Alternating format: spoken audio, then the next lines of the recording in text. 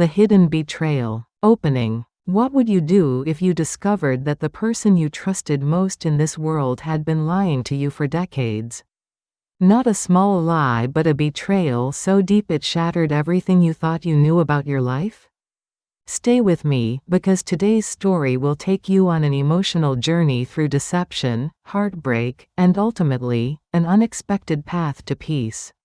This is The Hidden Betrayal, and I promise you this story will make you question everything about trust, family, and the true meaning of forgiveness. But before we dive into Amelia's heartbreaking discovery, if you enjoy these powerful life stories that teach us about human nature and resilience, please hit that subscribe button and ring the notification bell so you never miss our weekly stories. And if this story touches your heart, and I believe it will, leave a like to help others find it too. Your support means everything to our community. Now, let's begin Amelia's journey. In the peaceful town of Willowbrook, 72-year-old Amelia Richardson had built what everyone considered a picture-perfect life. Her modest Victorian home, with its white picket fence and blooming rose garden, stood as a testament to decades of careful nurturing both of her property and her relationships. Every Sunday, her dining table overflowed with homemade dishes as her two children, David and Sarah, gathered with their families. Laughter echoed through the hallways, grandchildren ran through the garden, and photographs captured moments that seemed destined for family albums. Amelia had always believed that honesty was the cornerstone of her family. She had raised her children with clear values: integrity, transparency, and unconditional love. Her late husband, Michael, had passed away 5 years earlier, and though grief still visited her in quiet moments, she found comfort in knowing that her family remained strong and united. She volunteered at the local community center, tended her garden with devotion, and spent her evenings knitting blankets for her grandchildren, while classical music played softly in the background. To any observer, Amelia's life represented the golden years done right, a woman who had worked hard, loved deeply, and was now reaping the rewards of a life well lived. Her neighbors envied her close-knit family, her peaceful demeanor, and the apparent harmony that surrounded her. But beneath this serene surface, a truth lay dormant, waiting like a ticking time bomb to explode and reshape everything Amelia believed about her world. The unraveling began on an ordinary Tuesday afternoon. Amelia was sorting through boxes in her attic, preparing for a charity donation drive, when she stumbled upon an old leather satchel she didn't recognize. Dusty and worn, it had been shoved behind a stack of Michael's business records. Curiosity drew her fingers to the brass clasp. Inside, she found bundles of letters, bank statements, and photographs that didn't belong in her memory. Her hands trembled as she unfolded the first letter, a passionate note written in handwriting she recognized immediately. It was from her son, David, but it wasn't addressed to his wife. The letters revealed a secret affair he had maintained for over 15 years, even before his marriage. But that wasn't all. As Amelia dug deeper, she discovered financial documents showing that David and Sarah had been secretly transferring money from a trust fund Michael had established for Amelia's retirement care. They had forged her signature on multiple occasions, siphoning thousands of dollars over the years to fund their own business ventures and luxury purchases. The bank statements showed withdrawals she had never authorized, and investments made in her name that she knew nothing about. And a systematic deception that had been orchestrated with chilling precision. Her chest tightened as she read through email printouts between her children, discussing how to manage mom's finances without her knowledge, how to keep her in the dark about their schemes, and how they justified their actions by claiming they would eventually pay it back. One email from Sarah particularly cut deep. "She's old and doesn't need much anyway. We're her children. This money will come to us eventually. We're just accessing it a bit early." Amelia sat frozen on the attic floor, surrounded by evidence of a betrayal so profound it felt like the ground beneath her had collapsed. These were the children she had sacrificed everything for, the ones she had worked double shifts to put through college, the ones she had believed loved her unconditionally. The family gatherings, the warm hugs, the "I love you, Mom" messages, had it all been performance? Had they been pretending while robbing her blind? The following days passed in a blur of anguish and rage. Amelia couldn't eat, couldn't sleep, and found herself staring at family photographs with new eyes, searching for signs she had missed. How had she been so blind? The anger that rose within her was unlike anything she had experienced before, a burning, consuming fury that made her want to confront her children publicly. To expose them to their spouses, to press charges and watch them face legal consequences. She drafted countless text messages she never sent, rehearsed confrontation speeches in her mirror, and fantasized about revenge scenarios where they would finally understand the depth of pain they had caused. One evening, she sat at her kitchen table with all the evidence spread before her, a phone in her hand, ready to call her lawyer.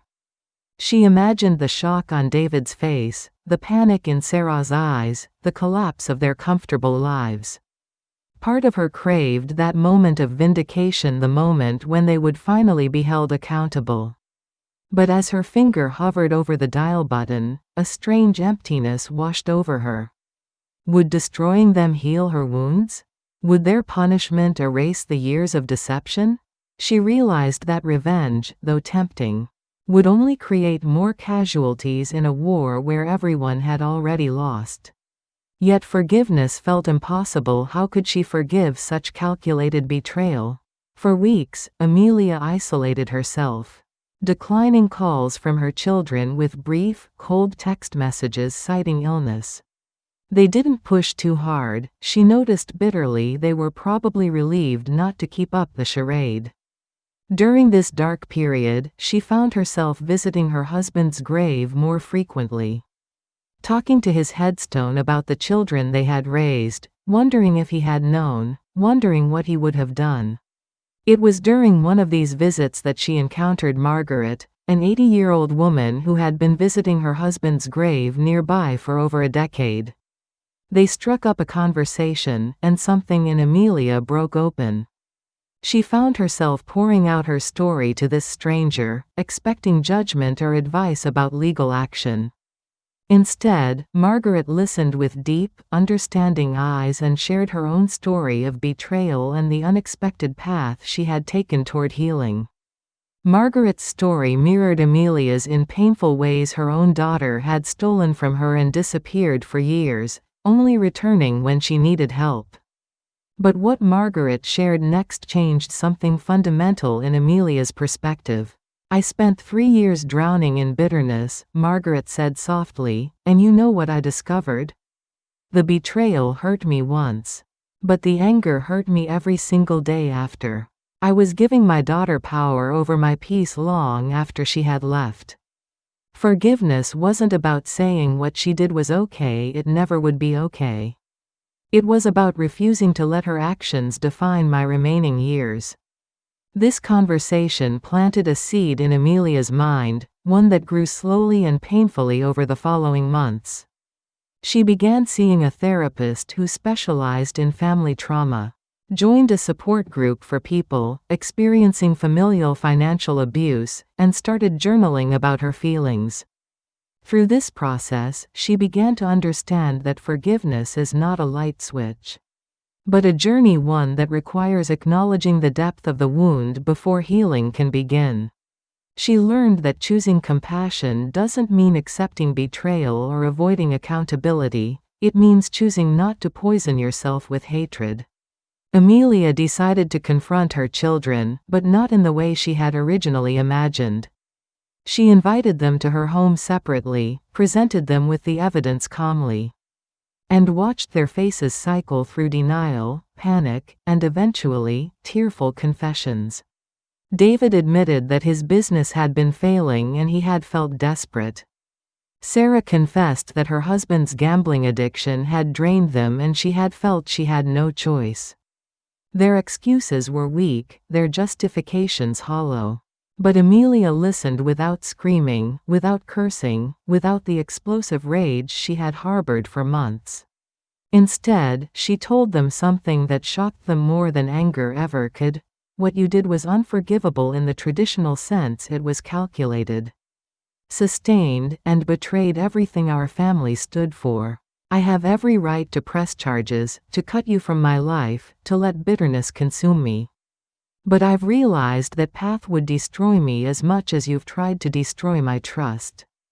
So here's what will happen: you will repay every cent you stole, with interest, through a legal payment plan my lawyer will draft. You will attend family therapy sessions with me for as long as it takes.